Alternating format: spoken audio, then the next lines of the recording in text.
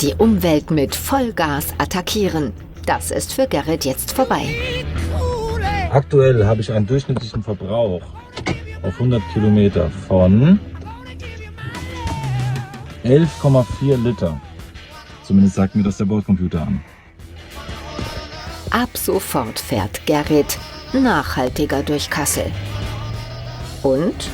So, ich bin jetzt knapp 120 Kilometer gefahren und habe aktuell einen Verbrauch von 9,7 Liter auf die 100 Kilometer gerechnet. Man muss dazu sagen, innerorts.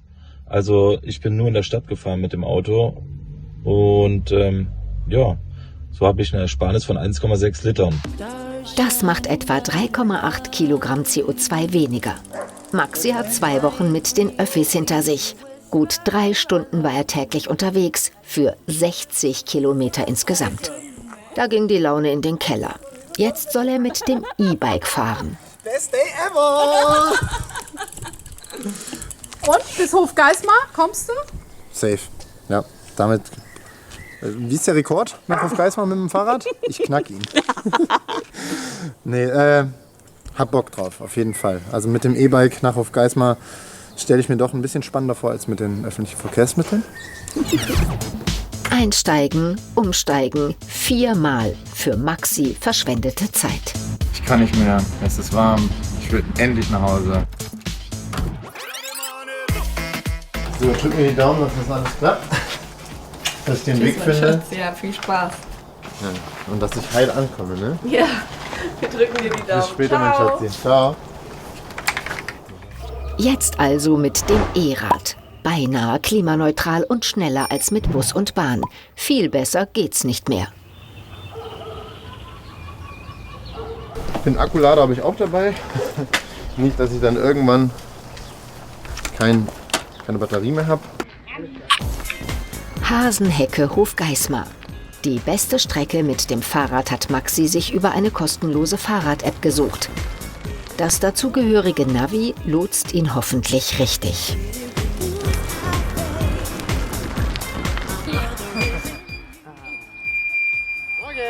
Ja, die erste Strecke, die war ganz schön. Die war über Felder und Wiesen und jetzt auf einmal bin ich auf der Landstraße gelandet. Da haben mich dann einige Autos und Busse überholt. Da habe ich mich ein bisschen falsch am Platz gefunden. Aber ja, das Navi hat gesagt, ich muss in diese Richtung und ich muss diesen Weg nehmen. Und da habe ich mich jetzt voll und ganz auf das Navigationssystem verlassen. Eigentlich sollten jährlich 30 € pro Bundesbürger für das Radnetz ausgegeben werden. Hier in Hessen ist es nur knapp die Hälfte. Man sieht's. Was ist das hier? Ja, einfach Fahrradweg zu Ende, dann kommt eine kleine Baustelle. Katastrophal, muss ich ganz ehrlich sagen. Ich hätte mich auf schöne Radwege gefreut und so ein bisschen an den Straßen nebenher zu fahren. Aber jetzt muss ja die ganze Zeit nur auf der Landstraße und über die ganzen Hauptstraßen drüber. Und die sind irre schnell, ne? Ja, und dann fühlt man sich auch nicht wohl, wenn man die ganze Zeit von einem LKW oder von irgendeinem Transporter überholt wird. Endlich erreicht er sein Ziel. Und wie ist die Bilanz? Den Weg von mir zu Hause bis hierhin, das war jetzt nicht fahrradfreundlich. Also muss ich ganz ehrlich sagen, ich hatte mir was anderes vorgestellt. Man merkt definitiv, dass das Auto hier einen sehr hohen Stellenwert hat in Deutschland und ja, dafür wird dann alles gemacht. Wir haben ja ein ziemlich großes Budget, 141 Milliarden Euro. Wenn wir das nicht nur ins Auto stecken, sondern in Mobilität, dann ist sehr viel möglich. Wir brauchen Platz vom Auto, wir brauchen Geld vom Auto und wir brauchen vor allen Dingen auch die Privilegien des Autos für alle. Schulschluss. Für Maxi geht's jetzt wieder zurück nach Hause mit dem E-Bike. Wir haben jetzt 28 Grad schon und 13 Uhr und jetzt noch eine Stunde Fahrt und ich hoffe, ja, das passt mit dem Wetter und nicht, dass ich dann irgendwann umkippe. Auf dem E-Bike ist es wenigstens luftig und es geht schneller als mit Bus und Bahn. Und trotzdem, für diese Challenge braucht man echt Disziplin. Schon eine große Umstellung, also muss man wirklich sagen. Vor allem diesen Luxus mal flexibel zu sein, Sachen mitnehmen zu können. Das ist natürlich durch die ÖPNV oder durch das Fahrrad schon gut eingeschränkt gewesen. Aber man hat trotzdem irgendwie ein gutes Gewissen dabei.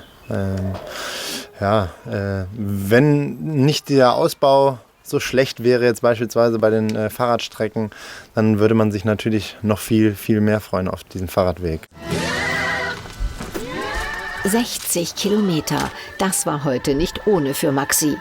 Dafür hat er die Umwelt nur mit 40 Gramm CO2 belastet.